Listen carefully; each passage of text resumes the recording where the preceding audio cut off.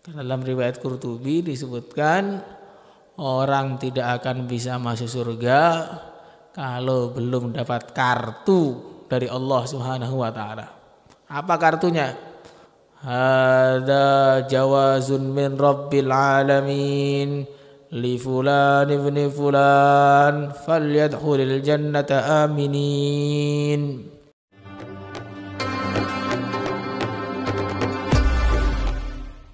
Assalamualaikum warahmatullahi wabarakatuh.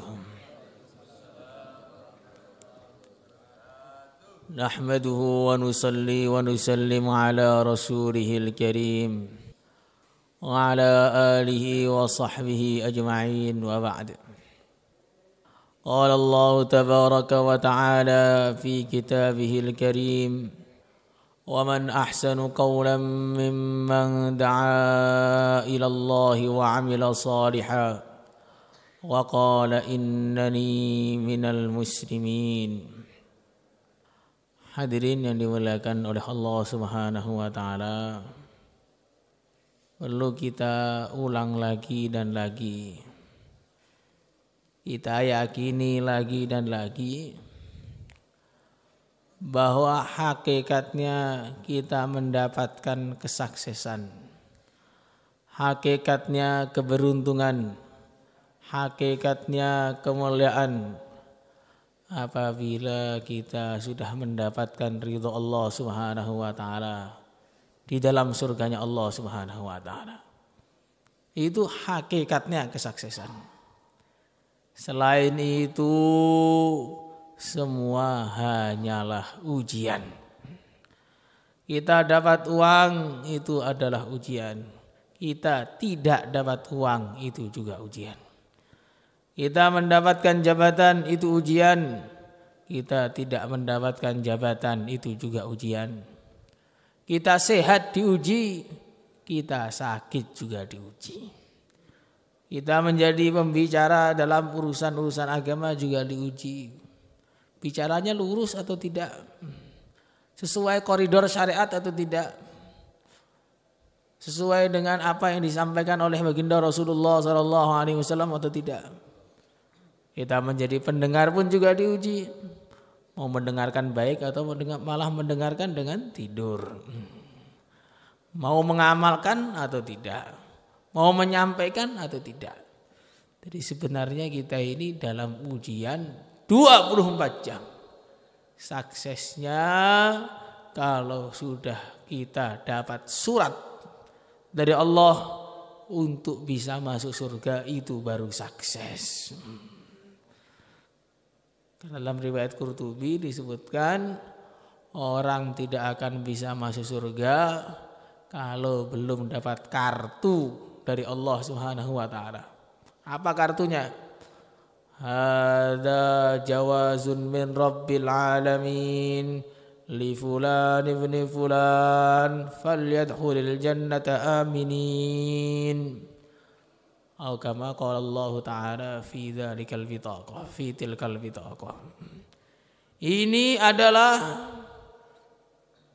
satu peresmian, satu surat jalan dari Allah Subhanahu wa taala untuk fulan bin fulan, silahkan masuk surga dalam keadaan aman. Kalau belum gitu, kita enggak layak tertawa terbahak-bahak, itu enggak layak. Enggak layak kita loncat sana, loncat sini, enggak layak. Karena kita ini belum sukses, masih diuji kok sudah ketawa. Coba kita lihat waktu ujian. Itu zaman kita muda dulu, kan kita pernah muda juga kan dulu. Itu di ruang ujian tuh nggak ada orang tuh senyum, nggak ada, diem semua, cemberut semua masih khawatir. Walaupun kadang-kadang sudah nyuri jawaban pun masih khawatir. Khawatir nih lulus apa enggak, lulus apa enggak. Nah, nanti kalau hari pengumuman diumumkan fulan bin fulan lulus dengan nilai tertinggi 40, semua nilainya 10 semua, oh baru berbinar-binar. Tapi kalau waktu di ruang ujian nggak bisa senyum. Begitu juga orang-orang soleh di dunia dulu, Ketika di dunia itu kadang-kadang mereka itu suruh tertawa nggak mau, udah diem saja itu. Pokoknya kayak susah terus kalau lagi sendiri itu. Kalau ketemu orang ya senyum, kalau lagi sendiri susah terus.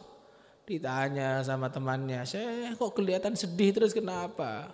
Bagaimana saya tidak sedih, sedangkan saya nggak tahu saya ini ahli surga atau ahli neraka. Saya janji nggak akan ketawa sampai saya tahu saya ini ahli surga atau ahli neraka. Maka terus begitu sedih, wiritan lagi, nangis lagi, doa lagi, sholat lagi, terus puja ada habis-habisan. Sampai ketika beliau wafat, tiba-tiba itu tersenyum. Senyum, tambah lama tambah besar senyumnya. Maka teman-temannya bilang, oh ini yang dimaksud kemarin itu. Gak akan senyum kalau belum melihat ahli surga atau ahli neraka. Lama kita juga begitu. Jangan merasa aman, jangan merasa tenang sebelum kita dipastikan oleh Allah jadi ahli surga. Insyaallah semuanya hadirin. Dan itu gak akan bisa kalau kita masih di dunia, gak akan bisa. Maka Sayyidina Al-Hasan Al-Basri beliau mengatakan, orang yang baik, orang yang lurus, orang yang muqarrab kepada Allah tidak tambah berbuat baik kecuali tambah takut kalau kebaikannya tidak diterima. Tapi kalau orang itu orang yang hatinya jelek, hatinya gudikan, hatinya banyak kotorannya, maka tambah berbuat buruk, perasaannya sudah ahli surga. Maka ada seorang ulama jual baju. Dulu itu pekerjaannya nenun baju begitu. Perasaan beliau ini sudah baju bagus sekali, layak dijual, harga 1 juta. Di pasar tawarkan, ya beli ini. Datang orang kaya. Ya saya beli Pak Yai, 500.000. Oke, kaget. Loh kok 500.000 bagaimana? Ini bagus nih, 1.500.000 pun layak. Kok cuma 500.000 bagaimana kamu? Maka orang kaya yang memang ahli beli baju dan tahu baju yang betul. Loh ini banyak cacatnya, 500 bagus ini, ada kurangnya ini, kurangnya ini, kurangnya ini, kurangnya ini, kurangnya ini. Begitu dibilang kurangnya ini itu Pak Yainya pingsan. Goblok. Orang kaya kaget tuh. Pak Yai sudah saya beli 10 juta gak apa-apa, tapi jangan pingsan begitu. Kok pingsan nih bagaimana? Terus satu pasar geger semua. Pak Yai pingsan, Pak Yai pingsan.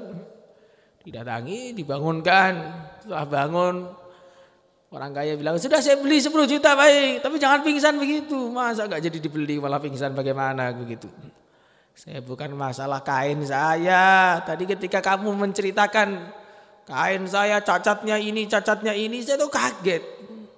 Perasaan saya itu dan pakaian sudah bagus, ternyata masih banyak cacatnya.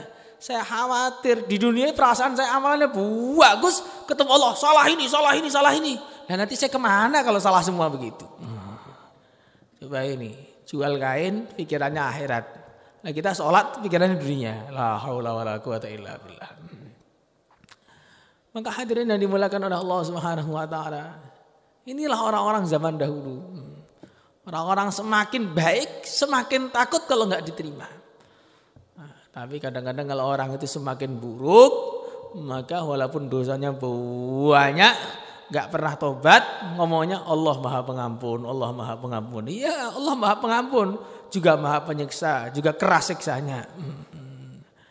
Maka hadirin yang dimuliakan oleh Allah Subhanahu wa taala, bagaimana dalam hidup yang sekali ini kita pahami tentang perkara ini biar tidak salah untuk mengambil jalan hidup. Insyaallah semuanya hadirin. Hidup mau apa itu biar gak salah. Ini kalau karena orang itu keliru dalam masalah ini, akhirnya capek-capek kerja habis-habisan untuk mendapatkan kesuksesan yang semu belaka. Wa taruhu umruka ta'murul baital ladzi yawman satatrukuhu li baitin tsani. Umur kita habis bangun rumah, pas rumahnya jadi pindah ke kuburan. Itu orang itu kalau kesuksesannya enggak dipikir hakikatnya apa, akhirnya ternyata dia bekerja untuk perkara yang sia-sia. Oh sia-sia gimana? Ini kerja nyata ini. Hasilnya nyata. Iya, nyata, mau ditinggalkan juga nyata. Nah, makanya bagaimana umur kita gunakan untuk kerja nyata. Kerja nyata itu apa? Kerja untuk mencari pahala di akhirat. Insyaallah semuanya hadirin. Kalau kita mau lihat dalam kitab Fadilah Amal, kita mau lihat dalam kitab-kitab hadis yang lain, maka di situ akan menyebutkan kepada kita bagaimana mendapatkan akhirat itu sebenarnya begitu mudah, tapi begitu sedikit orang yang mau mencarinya. Mendapatkan dunia itu begitu sulit, tapi begitu banyak orang yang memperebutkannya. Mendapat akhirat, contohnya kalau kita suruh bikin istana di dunia, berapa puluh tahun baru jadi itu. Jadi pun bukan dari emas, bukan dari perak, ya tetap dari bata saja. Walaupun istana di Inggris, di Spanyol, di Prancis, apalagi di Jakarta, ya semua bata semua. Katanya istana, tapi nggak layak disebut istana itu. Tapi kalau kita mengamalkan agama, barang siapa yang membaca surat Al-Ikhlas 10 kali, Allah akan bikinkan bagi dia 1 istana di surga. Bikin istana cukup baca surat Ikhlas. Maka Sayyidina Umar mengatakan, "Idzan nuksir ya Rasulullah, kalau begitu saya akan memperbanyak surat Ikhlas biar banyak istana saya." Maka Nabi mengatakan, "Allahu aksar, lallahu aksar." Allah lebih banyak lagi anugerahnya daripada amalan kamu. Gak ada habis stoknya untuk ngasih kamu, gak ada habisnya. Maka hadirin yang dimuliakan oleh Allah Subhanahu wa taala, nyari istana di dunia, pemilu sana, pemilu sini, keluarkan uang bertriliun-triliun, habis jadi 5 tahun pensiun. Kalau nggak jadi gila, sudah begitu. Itu kalau bikin istana di dunia, bikin istana di akhirat cukup baca surat Al-Ikhlas. Kalau cari istri di dunia, masya Allah, muter sana, muter sini. Kalau cuma muter diterima masih enak, muter sana, muter sini, tolak sana, tolak sini. Masya Allah, tolak sana, tolak sini, di sini tolak. Udah tua kok mau sama saya? Muter sana, muter sini, tolak di mana-mana. Harus sudah 10 juta sekarang minimal, ada yang 20 juta. Padahal kalau kita membersihkan masjid, ihrajul kumamati minha muhurul ain, mengeluarkan kotoran dari masjid yang kecil itu sudah menjadi mahar bagi bidadari. Itu yang kecil itu. Maka dibalik, kalau ngotori masjid, nah gimana jadinya itu? Maka sekarang kita sedang khidmat di markas ini, maka waktu mengeluarkan kotoran tuh niat ini buat mahar bidadari di surga nanti. Akhirnya mengeluarkannya semangat. Gak sambil gerutu, sampah baru dibersihkan tadi kok datang lagi. Nah, ini mau jadi mahar kok malah marah bagaimana? Ini orang-orang pada sayang sama kita ini. Kita kurang kayaknya bidadarinya pada dikasih sampah biar bersih. Itu caranya begitu. Kalau enggak ya cemberut terus jadi orang itu. Cepat tua nanti. Sudah tua tambah kelihatan tua lagi gimana nanti? Itu nyari istri di surga begitu mudah. Kita nyari kendaraan di dunia, masya Allah, pontang panting utang sana, utang sini. Ketika jalan pun suaranya dit.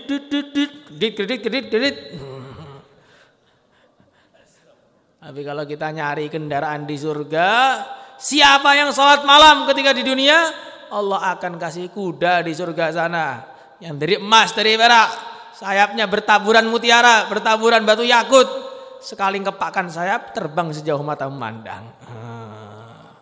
Makanya tahajud yang serius biar dapat kuda di surga. Biar gak ada diditnya lagi itu suaranya itu. La ilaha illallah. Maka nyari surga itu mudah, bukan murah. Kadang-kadang ada yang terlalu ekstrim. Surga itu murah, bukan. Surga itu mahal. Ala inna sil'atallahi ghaliyah, ala inna sil'atallahi hiyal jannah. Ketahuilah dagangan Allah itu mahal. Dagangan Allah itu adalah surga. Mahal tapi mudah untuk mendapatkan. Dunia ini murah, susah untuk mendapatkan. Sayangnya malah dicari yang susah dan murah. Bagaimana? Maka hadirin yang mulia, kita harus perbaiki lagi keyakinan kita ini untuk menjadikan kita kuat mendorong badan kita untuk amal. Insyaallah semuanya hadirin. Nah, sebenarnya orang itu ya bergerak sesuai dengan keyakinannya masing-masing. Keyakinannya di sawah itu menguntungkan ya walaupun gak ada naskil. Ini jam 5 begini sudah berangkat, nanti jam 5 sore baru pulang. Muacul tuh kuat walaupun sampai kayak busur badannya melengkung. Tetap kuat saja. Kenapa? Ini 4 bulan lagi panen. Tapi kalau di markas khidmat 3 hari, padanya cuman waktu musyawarah pagi yang hilang. Kok bisa hilang kenapa ini? Oh, karena perasaannya di markas gak ada panennya. Padahal panen di akhirat besar itu. Makanya disebutkan dalam Al-Quran, wadhkur ibadana Ibrahim wa Ishaq wa Yaqub ulil aidi. Di antara keistimewaannya para nabi itu punya kekuatan dalam mengamalkan agama. Kenapa mereka punya kekuatan dalam mengamalkan agama? Wal absar, karena punya pemahaman yang lurus, akhirnya badannya kuat untuk mengamalkan agama. Pegawai negeri di Jakarta sana, Masya Allah, bukan jam 5 berangkatnya Pak. Jam 4 sudah berangkat takut macet. Sepatunya sudah disemir pagi-pagi, berangkat, sudah mandi, sudah sisir rapi, pulang jam 9 malam, terus begitu. Sampai akhirnya mati gak bawa bekal ke akhirat. Jadi orang itu bisa kerja habis-habisan, kenapa? Karena merasa itu menguntungkan. Kenapa kita itu ngamalkan agama kok males-malesan? Kalau bahasa Jawanya ares-arasan, kena angin sidik langsung mandek. Nopo sebab ini? Keranten teng lebete manah kita, dereng onten raos agami ini nguntungaken. Kenapa kita ngamalkan agama itu masih agak berat itu? Karena merasa ini belum menguntungkan. Coba kalau orang-orang yang ada di sini dikasih tahu hari ini tugasnya macul. Siapa yang kuat macul dari pagi sampai sore dapat uang 1 triliun. Oh itu maculnya itu nggak ada capeknya itu, walaupun keringet tuh senyum aja.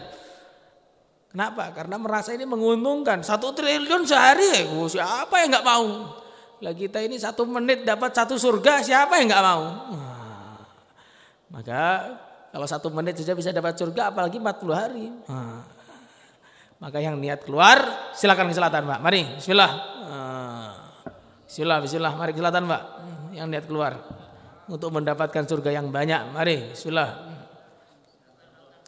Kurang lebihnya minta maaf. Assalamualaikum warahmatullahi wabarakatuh.